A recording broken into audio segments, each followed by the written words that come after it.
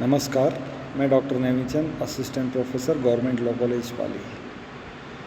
Online classes में आज के इस वीडियो के अंतर्गत हम देखेंगे आईपीसी सेक्शन 314 एंड 315। 314 इस प्रकार है: गर्भपात कारित करने के आशय से किए गए कार्य द्वारा कारित मृत्यु। जो कोई गर्भवती स्त्री का गर्भपात कारित करने के आशय से कोई ऐसा कार्य करेगा जिससे ऐसी स्त्री की मृत्यु कारित हो जाए, वह दोनों में से किसी भी भांति की कारावास जिसकी अवधि 10 वर्ष तक की हो सकेगी दंडित किया जाएगा और जुर्माने से भी दंडनीय होगा। कोई भी व्यक्ति है जो गर्भवती स्त्री का गर्भपात करने के आशय से ऐसा कोई कार्य करेगा जिससे स्त्री की मृत्यु कारित हो जाए, कोई भी काम करेगा जिससे गर्भवती स्त्री की मृत्यु कारित हो जाए, तो उसके लिए दंड की सज़ा है 10 वर्ष और जुर्माना। सेक्शन 314 का दूसरा भाग है, वह है यदि वे कार्य स्त्री की सम्मति के बिना किया जाए। हमने सेक्शन 312 से ही देखा है कि इसमें 2 प्रकार के बार सब सेक्शन दिए जाएंगे, 2 भाग होंगे हर एक धारा में, कि स्त्री की सहमति से गर्भपात और स्त्री की बिना सहमति। बिना सहमति की गर्भपात कारित किया जाए तो वह गंभीर प्रकृति का होगा।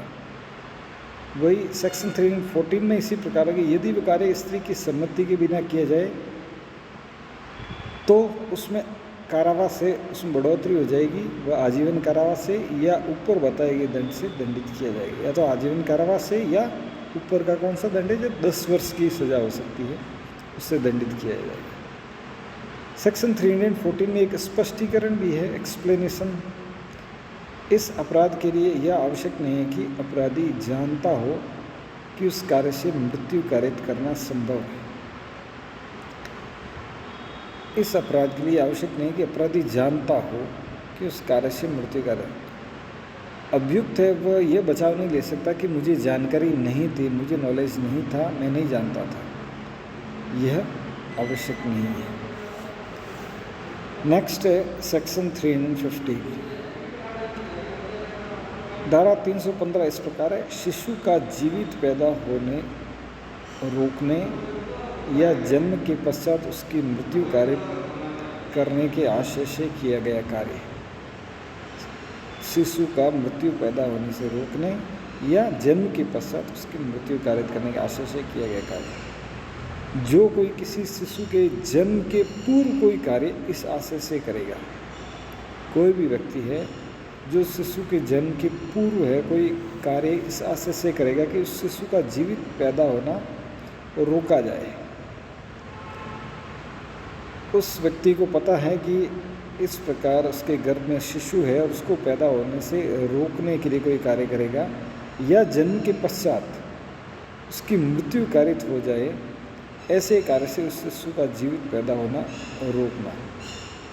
या दूसरे किस आशय से करेगा कि यह उस बच्चे का जन्म हो जाए और उस शिशु के जन्म के पश्चात उसकी मृत्यु हो, कुछ ऐसा कार्य करेगा। उसके जन्म के पश्चात उसकी मृत्यु कारित कर देगा यदि वह कार्य माता के जीवन को बचाने के प्रयोजन से सद्भावपूर्वक नहीं किया जाए।